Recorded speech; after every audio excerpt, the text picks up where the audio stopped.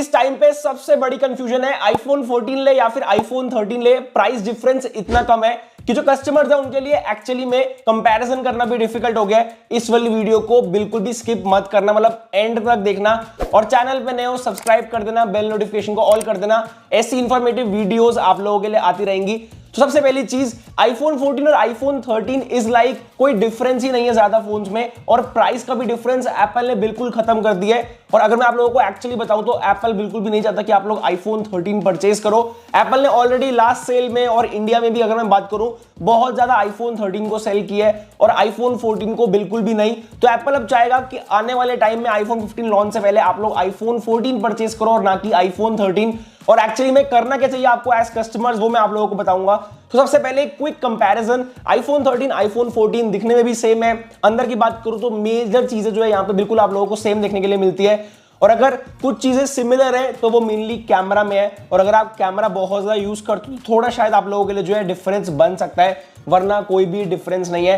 पहला डिफरेंस जो आईफोन 13 और आईफोन 14 में है वो है एक्शन मोड। एप्पल ने जो है आईफोन 14 में एक्शन मोड ऐड किया है। उसके बाद फ्रंट कैमरा में ऑटो फोकस ऐड किया है, और साथ ही साथ यहाँ पे एक फोटोनिक इंजन जैसी चीज, मतलब ऑब्वियसली ये बहुत ज्यादा पुरानी हो गई है बट मेरे को अभी तक यूज करते करते कोई ज्यादा इसका जो है एडवांटेज देखने के लिए नहीं मिला।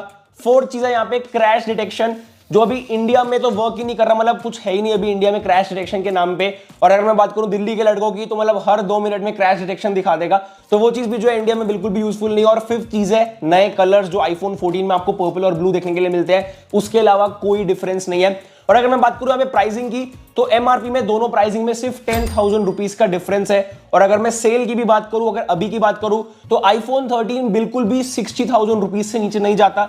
फ्लिपकार्ट पे अभी 59,000 रुपीज समथिंग का है, ऑलमोस्ट 60,000 रुपीज का है।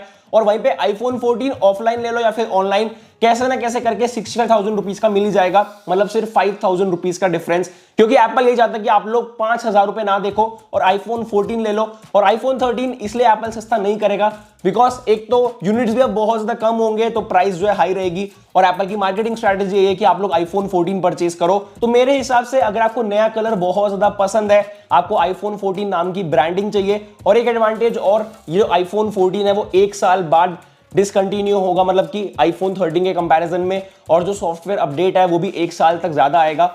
बाकी उसके अलावा आपको कोई भी एडवांटेज नहीं मिलेगा। आपके पास अगर पैसे हैं, अगर आप इन्वेस्ट कर सकते हो तो बेटर है कि आप आईफोन 14 के साथ जाओ, अगर डिफरेंस सिर्फ 5-6 हज़ार का होता है। और वहीं पे अगर डिफरेंस आईफोन 13 और आईफोन 14 में 7-8,000 रुपीज से ज्यादा होता है तो मैं आपको डेफिनेटली बोलूंगा कि 13 ही परचेज करना, 14 के साथ बिल्कुल भी मत जाना। अपने पैसे बचा के आप कुछ और प्रोडक्ट जो है ले सकते हो।